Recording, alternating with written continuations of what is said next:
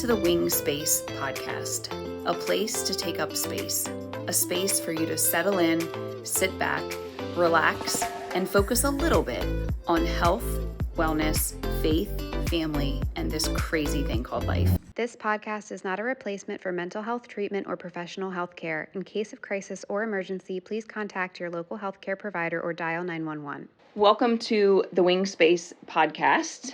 I am excited to continue my conversation with Tracy Pritchard, our nutrition expert here on our team. And in our previous episode, we talked about kind of the what's and the whys of sleep and nutrition. And today we're going to get into the hows. We ended our previous episode on this idea of baby steps. So welcome back to the podcast, Tracy. Hello. And so for those that were listening previously, they heard this discussion about taking these baby steps in the rung of the ladder. Maybe just a quick little recap of that idea before we get into what those baby steps are. Sure. Well, my analogy was, sometimes people want to make these big overhauls that probably aren't realistic and won't last for more than a couple days because, let's face it, life gets in the way. But it's really those small, sustainable changes over time that are going to make the most difference. And they shouldn't be changes that are complete drudgery or that you hate to do. Pick the one that's the easiest one to implement first. If you think that for your sleep, you go to bed at 10 o'clock because every night you get distracted checking text or social media or binge watching TV, you might think, hey, I can get to bed 30 minutes earlier and just get rid of that. I don't really need that. That probably won't be too hard to do and won't make it, it'll only have a positive impact. Yeah. So we're talking about sleep and nutrition today. So where can folks start to add foods? So many times when we talk about nutrition or health and wellness, we're talking about what you have to stop doing. But what are some things that people could add to their intake in order to help support sleep?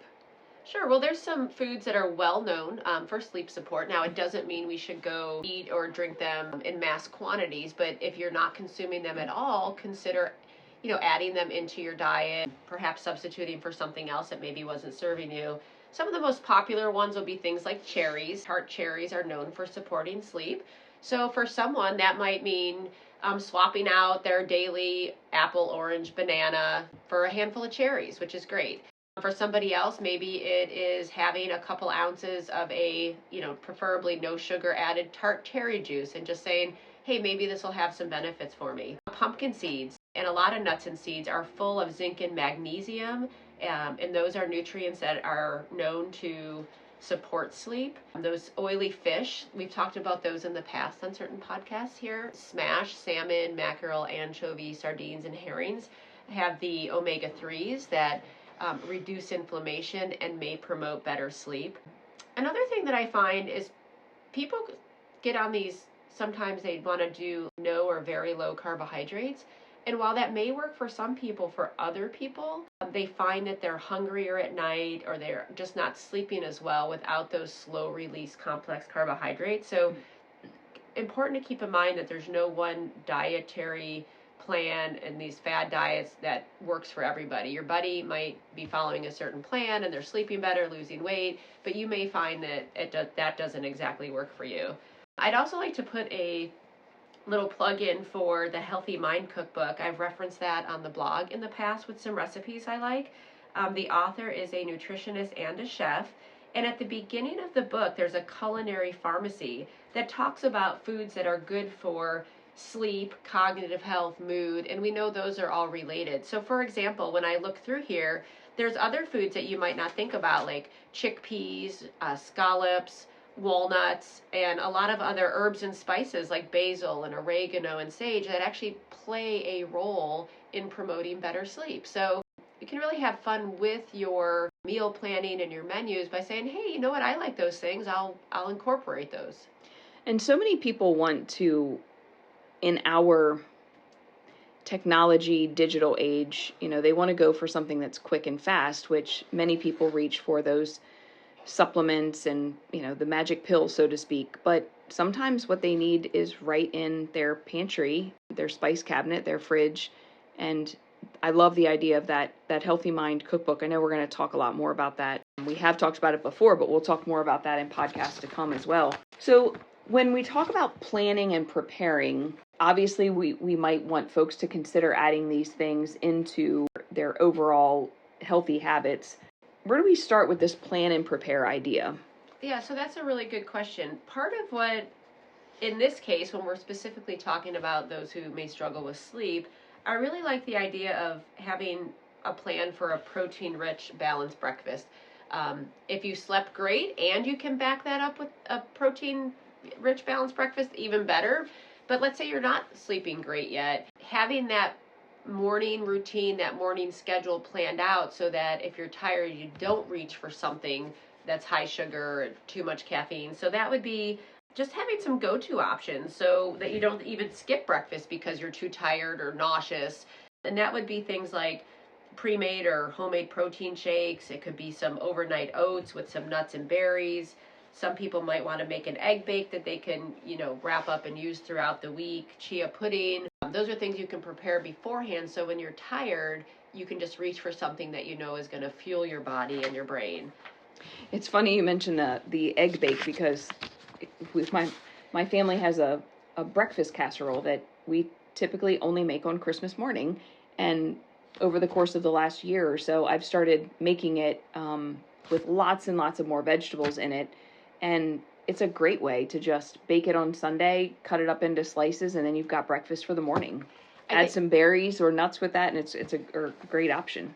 I think that's funny you say that because the Christmas casserole, or you think about roasting a turkey at Thanksgiving. Why don't we do that throughout the year, right? Then you have a great protein for the whole week. Yeah, absolutely. The other thing, too, with the food in the morning is, in the breakfast, is the caffeine intake that we really have to address, is that the most clearly established link between food and insomnia involves caffeine. So, for a lot of people, avoiding caffeine after 2 p.m. is a general rule of thumb, but for some people it may be before noon. And as we age, I have found that myself and others have become more sensitive to caffeine. And it's not just coffee. This is sodas, energy drinks, teas, lattes. For some people, it's even coffee or espresso containing ice creams or desserts. So they might not be sleeping well, but at 8, 9, 10 o'clock at night, they're having some type of snack that actually does have caffeine in it. I would like to say that for those like me who love their coffee and they think, oh, noon or 2, that's too early. Well, swap it out for something that you enjoy. There's a lot of different coffee alternatives on the market now that are adaptogenic coffees. There's herbal coffees that contain things like carob or dandelion root. So you can still have that warm beverage without it being coffee. Now, if you love coffee, have a cup or two. Just have it earlier in the day and see how your sleep improves. I guarantee if you haven't done this, you will be surprised at how much better you sleep cutting caffeine earlier in the day, if that's the single thing that you take away from this podcast.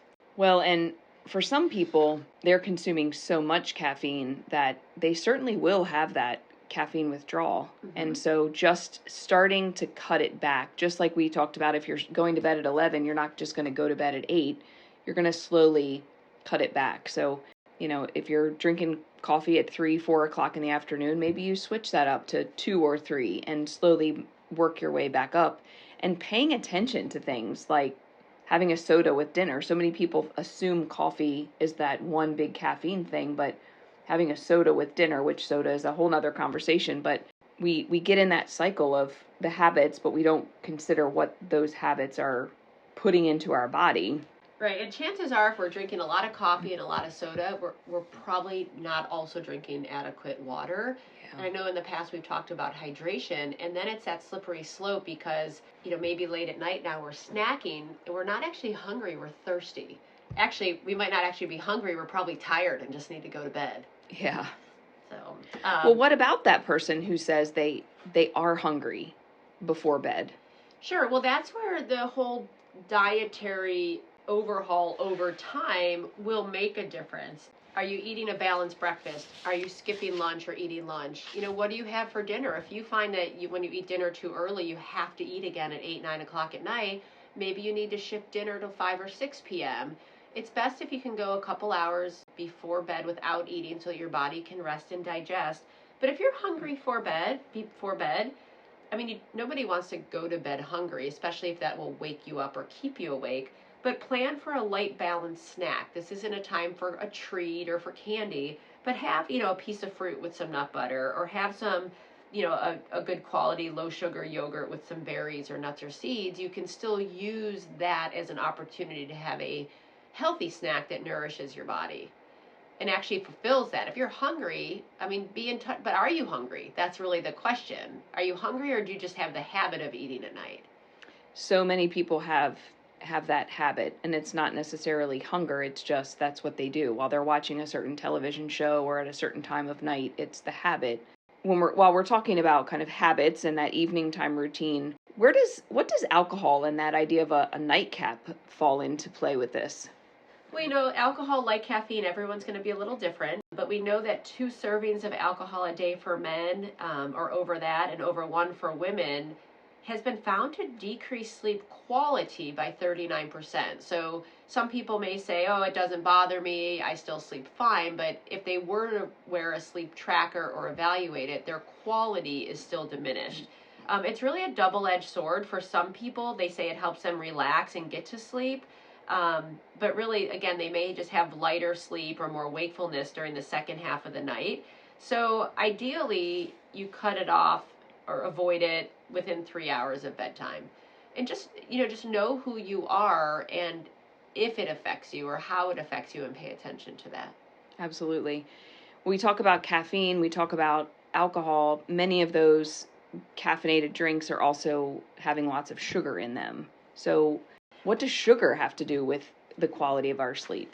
Right, so that higher consumption of foods with the added sugars is also linked to insomnia, because we know that sugar can stimulate the brain, and that makes it difficult to sleep. So the other thing the sugar may do is, you have the sugar and then you fall asleep, and then you have that blood sugar crash, which will wake you up. And sometimes people say they wake up at 3, 4 o'clock in the morning and they're hungry. Well, in fact, that's really just that rebound effect from having sugar late at night, and their body wakes up and they're like, oh, I need more sugar. Or it'll wake them up because they're thirsty. They have that blood sugar crash and they wake up in the middle of the night, whether they've had too much alcohol, too much sugar, and they're like, oh my gosh, I need to drink more water. So they're not really thirsty in the middle of the night. They're just trying to compensate for that unhealthy habit during the day. Correct. Just before bed. Okay. What other things play a role in the quality of our sleep? Well, there's a couple things that we need to look at. We know we want more movement and exercise, but what we don't want is to do that at 8 o'clock at night if we're going to start winding down to go to bed at 9 o'clock. So just like the alcohol, it's best to get that exercise in earlier in the day, or at least 3 hours prior. So for some people, they may say, well, when I get up, I go to work, I come home, have dinner, the only time I can do it is late at night. Well, that's where maybe the whole schedule might need an overhaul. I have if you don't mind me sharing a story of a young gentleman in his 30s. I remember seeing it in the clinic, and he was having a lot of acid reflux. His diet wasn't terrible, but when we looked at everything, we made some small changes into what he was eating. But the thing was, he was going to the gym really late at night, eating an even later dinner, but then he would wake up and get to work at 9 or 10 in the morning. And so it turned out he really didn't have a nutrition problem as much as he had a scheduling problem. So once he started getting up earlier, hitting the gym, and then going to work, he could come home from work at 5 or 6 o'clock, eat dinner, do some hobbies, get to bed earlier, not have that reflux or indigestion. So once we shifted his whole schedule, everything just fell into place.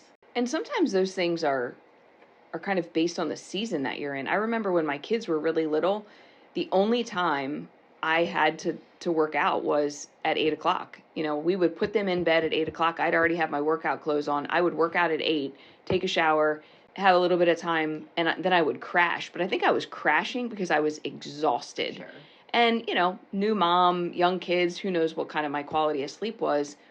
But that's not really what I can do anymore. That it definitely is. I can do a walk on the treadmill or something, later in the evening, but anything that's too intense, I'm wired, and then I'm hungry, right? Because I need a little protein to add back into my system. So, well, and then we also have to say, because there's a lot of people who say, well, I have to get up at 4 or 5 o'clock in the morning to exercise. Well, if that works because you can back up 7 to 9 hours of sleep, so let's do some math. 4, 3, 2, and 12. If you're going to bed at 7 or 8 at night, that could possibly work. But it's okay to say, you know what, I'm not going to exercise at 4 or 5 in the morning because I need an extra hour or two of sleep. And I think sleep is often the first thing on the chopping block, especially for, some people who are go-getters. They want to get their workout in and their high-protein breakfast. They kind of throw sleep out the window, but then before you know it, their immune system's down, they get sick, and then they completely fall off of all of that instead of just doing something a little more reasonable and consistent. Because sleep is such a building block of that. Going back to, in our first episode, we talked about the importance of exercise as it relates to sleep. When we're talking about moderate exercise, we're not talking about running 10 miles. We're talking about 30 minutes of getting your heart rate up, moving your body, doing some strength training. And for some people, they think they have to get up at 4 in the morning, so they've got, an hour to an hour and a half to work out. And really, they need maybe 45 minutes to get themselves changed, get a good workout in, moderate workout. They really don't need as much time as they think they do. True. Now, if someone's training for a marathon or doing some type of fitness or bodybuilding competition, that's also not just their exercise, it's a hobby and another lifestyle piece. For most people, just keeping that 30-minute mindset, and that could be 3 10-minute walks throughout the day because you slept, went to work, now you use your lunch break or in between tasks, that you just make that effort to get those steps in. Yeah, and our conversation today is certainly not for the marathoner or, the bodybuilder, because those are very different schedules and nutrition needs specifically. Well, right, and that's a good point. And I have to say that just where I'm at in life, middle-aged, teenagers, my friends are busy. I mean, we have early mornings, late nights. Our schedule's not really our own, but too often these were the moms where when their kids were young or in preschool could spend an hour or two at the gym, or they could meet a friend and go do classes. It now, unfortunately, a lot of us have gotten into the all or nothing mindset where it's like, no, if you can do 20 minutes, that's great. And just do that consistently. I mean, 20 minutes over a month is still 10 hours of exercise, which isn't just for weight. It isn't just for sleep, but it's for that overall well-being. We do sometimes try to put so much into our day that something just gets put into a category and thrown out. And when we're trying to optimize the time we have, sometimes we're doing things before bed that might not be the best for us because we're waking up early, we're getting home late, and then we're trying to squeeze everything in before we literally collapse in bed. Obviously, it's a conversation more on the mental health piece than it is the nutrition piece, but I think it all plays in together with the idea of habits. So where do you see, from a nutrition perspective, those anxiety, tension producing activities that kind of set our body up for not being conducive to sleep? Well, from a nutrition standpoint, I would say, like we've talked about, trying to not eat the sugar, the caffeine, the alcohol late at night. And part of that, too, is going to be avoiding those really large or spicy meals before bed. We know that it can be harder to fall asleep if your belly's too full, because we want to rest and digest. You may even get some indigestion if you have the spicy foods. Water, as much as, I keep talking about staying hydrated, if you find that you wake up in the middle of the night to use the restroom, you might want to cut back on the fluids that you drink right before bed. So that's kind of tricky because you want to be hydrated, but you don't want to be waking up all night. And for adults over the age of 40, 69% of men and 76% of women get up to go to the bathroom at least once per night. Now, that's perhaps not a problem, but if you're one of those people that then cannot fall back asleep, then that becomes a problem.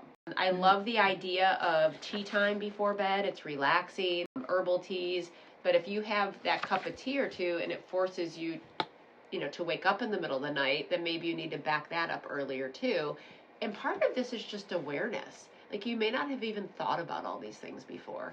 I work with clients who sometimes say to me that they don't have a problem going to sleep, but they might wake up in the middle of the night to use the restroom because they're trying really hard to get all that water in during the course of the day. And then they can't fall back asleep. And a lot of that has to do with their mind is then racing, because we so often, as we're jamming everything into the day, those last few minutes before we go to bed, we're trying to get important things done. And really, we're just adding information into our brains that aren't helpful. Catching the news before we go to bed, because really we want to see the weather report, but then we've just watched, all of the terrible things that are happening in the world. Adding that to our brain, we're trying to pay those bills, read a few emails, catch up on a few things, and we're just adding information into our brains that then at 3:00 in the morning, when we've woken up to use the bathroom, we're just laying there thinking about all of those things.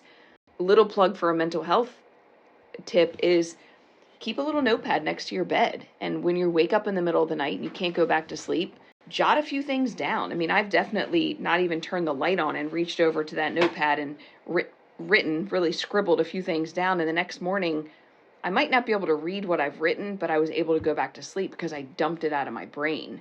And that's when that sleep routine can be so important. And you mentioned kind of how to incorporate a couple of those things, not only avoiding but adding. So let's talk about what your thoughts are on creating a sleep routine and adding some boundaries within what that looks like so that sleep doesn't become the thing that gets thrown out the window. Sure, and that might be, again, a little different for everybody. It may include what time, you're scheduling your last meal of the day, the dinner, having a plan if you are hungry later at night and knowing that that's okay, especially initially. I mean, your hunger mechanisms don't all change overnight, and habits don't change overnight. If you've always had a snack, you're probably not going to just ditch that cold turkey, but transition to snacks that support better sleep. That being said, too, I'm a big fan of the Epsom salt bath. For those who have a tub or are willing to do that, Epsom salt is really just magnesium, and it's absorbed through the skin and very relaxing. So 12 to 15 minutes is really all it takes to absorb that and wind down. So the Epsom salt bath is something that one person might pick. Some herbal tea like chamomile, lavender, those stress-reducing teas. Tea time alone has been shown to reduce stress, because when you're actually, the process of heating up the water and steeping the tea is itself stress reducing.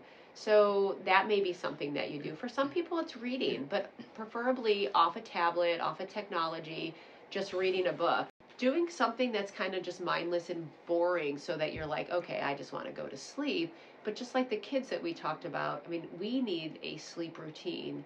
And it may change over time. You may need 30 minutes to wind down. I may need a full hour. So I look at the clock at night and think, oh gosh, it's whatever time. I'm going to start my routine now.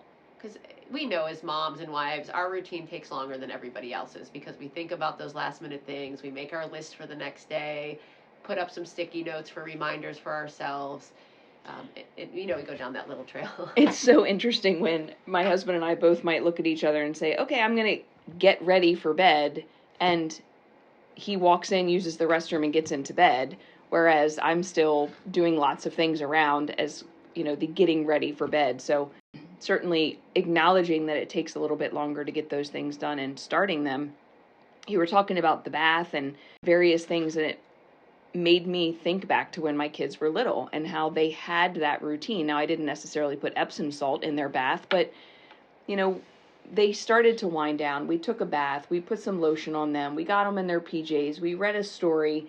That's beautiful. Why aren't we doing that for ourselves? And I think it's because we take away those boundaries and we just don't make it a priority. For sure. And I definitely think, there are some people with real sleep problems. And that is one thing I'm going to mention here, is that if somebody started a new medication, keep in mind that they may be helping one thing but can have a stimulating effect. So make sure you talk to a pharmacist or doctor to see if anything new, if you've noticed that your sleep problems were associated with when you started something, just to see if that could be contributing as well. Don't discontinue anything without permission from your doctor or pharmacist, but just know that that could be a thing that you may not have considered is contributing to your sleep issues. Maybe somebody else doesn't have an issue with that, medication or supplements for that matter. There's a lot of sleep supplements now. You can't turn on the TV without somebody promising you a better night's sleep and just drink this or take this pill and you'll sleep better and life will be great. There may be some validity to some of those things, especially if they have magnesium or some adaptogenic herbs, but there is no one magic pill, magic solution. It's that overall pattern for sleep. And interestingly, too, going back to saying about, your husband or yourself going to sleep, sometimes by the time I wind down and I get that list of things in my head, there are things that I need him to help with, but he's already asleep. So I find if I either leave a note or text him, I feel like I've put the ball in his court, even though I can't talk to him because he's already asleep. Absolutely. Yeah. I want to finish up our conversation talking about what bedtime routines and good sleep hygiene looks like for adults. Let's take a quick break to hear about some of our upcoming services, and then we're going to end this conversation talking about those sleep habits. Prepare and Enrich is a service that we'll be offering to premarital couples. It is a strength-based program that utilizes assessment portion and then subsequent sessions to look at that assessment and discuss what are your strengths, what are the areas of growth, what are conversations that you'd like to have as you are leading up to and preparing for marriage. One of the nice things about Prepare and Enrich is that it covers not only a wide variety of areas, but it can be utilized with couples that are in different stages of life as well. So maybe this is your first marriage, maybe it is a blending of families that come into play when you are preparing for this. So the idea is that we can support you in that process and support you in having conversations with your partner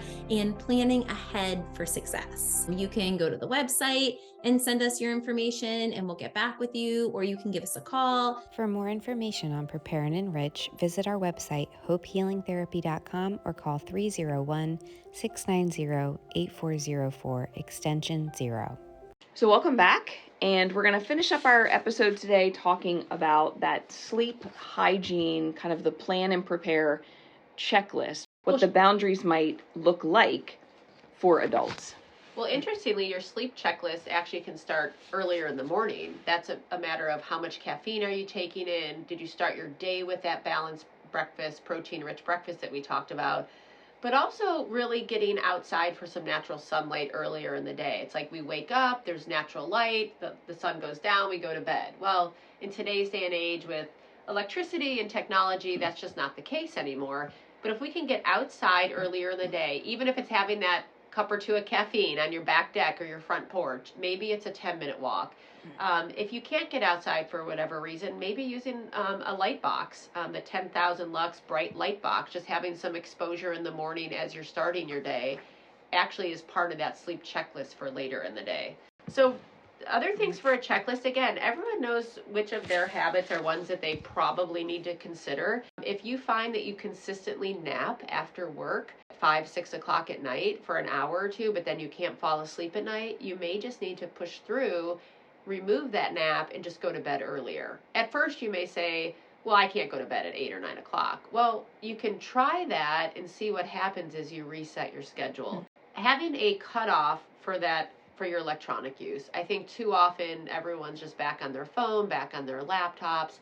Having a time where you're like, I'm done with all the things technology related. So many people say that they cannot go to sleep without the TV or, scrolling or something like that, and it becomes part of the habit. Our bodies are used to that behavior, although it's impacting our sleep, so we have to break that habit. So some of that too, if people, think that it's, the TV in the background, switching from that, which you may not think you're listening to, but your brain is still hearing conversations, to a white noise machine or a fan. I know in our house we have box fans in all of our rooms, just because there's some background noise. So think just shifting then from the TV to the white noise, or even to some light music or something would certainly be better, because the TV isn't just the noise, it also emits the light. Well, and so many of us, when our kids were little, we had some kind of a sound machine, light, soft music, or, the heartbeat sounds and things like that. So treating ourselves the way that we treated our little people is going to be really nurturing for us. Sure, and something that's, not nutrition related, but just lifestyle, is improving your actual sleeping environment.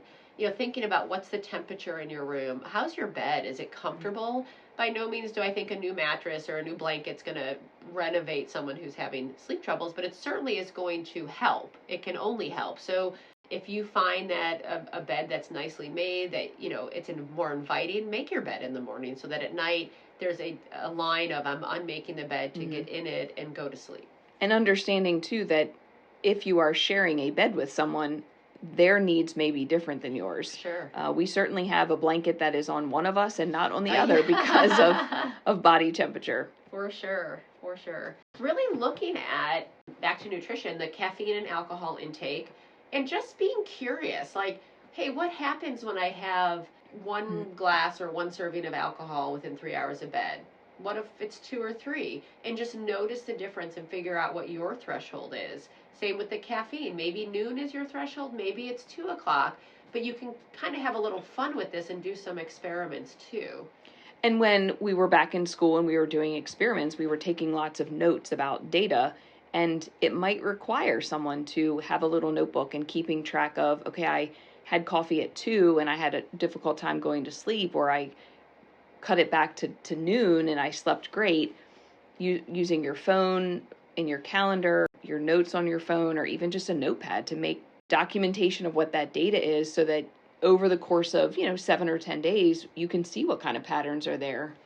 Absolutely. And while there's probably at least 10 things we could rattle off, pick 1 or 2 and try that. Maybe go to bed just a little earlier, or maybe add the tea time, or maybe add the Epsom salt bath. Figure out what works for you and that you can sustain and do most of the time. I love that. And also considering maybe you don't have to change everything. If let's say you are watching TV in the evening, just have your tea while you're watching TV. It doesn't have to be a formal change of much. Just make that tea and sit down and finish watching whatever television show you're watching. Sure, because if you're having the tea, it might mean that you're also not having those higher sugar snacks and other things. So it's almost like you swapped something that's better and removed something else that wasn't serving you well. Yeah, even just switching up a late nightcap of alcohol and changing it with late night tea or a shot of cherry juice. Right. Yeah, absolutely. This has been a great conversation. In our previous season, in season 1, I did a couple of episodes on sleep, and this month we're really month of March, we're really focusing here. You're going to be listening to this episode in March, although we're recording it in February. We really want folks to pay attention to the importance of sleep. A lot of this you may have heard in those previous episodes, but lots of new information from a nutrition perspective. Tracy, what are just some last minute thoughts you have? Well, I think that one good decision leads to another. If you can work on some sleep and you feel a little bit more rested, you are more likely to want to go for a walk. You're more likely to want to choose more nutrient-dense foods. You're just not going to be as edgy or irritable if you're well rested. And I think that just, having been someone who is chronically sleep deprived, it definitely goes a long way just to promoting not just better health, but better mood overall. That's great. And you just gave me an idea about some of our social media. We've done a couple of episodes of, or reels, I guess, with, getting ready with the therapist in the morning, kind of talking about a morning routine, but wondering if we need to share some evening routines just to give people ideas of what some of that might look like. For sure. So thanks again for joining us, Tracy. These are great conversations, and we would love to hear from you, listeners. If you have thoughts or ideas about what works for you, please feel free to send us a message through our social media DMs. You can always email me, Jennifer@hopehealingtherapy.com. Thanks for listening, and have a great day.